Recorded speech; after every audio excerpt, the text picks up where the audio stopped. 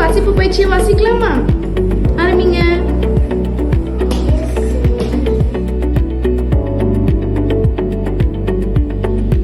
வருந்ததி, நம்ம இன்னைக்கு என்ன பார்த்துட்டு இருக்கோம்?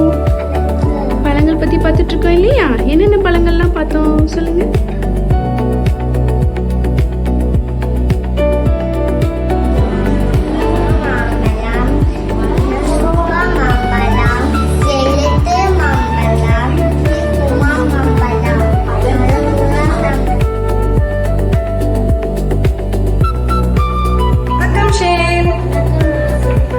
நீங்க இப்போ பயிற்சி தாளில் இருக்கிற வாசிப்பு பயிற்சி செய்ய போறீங்க.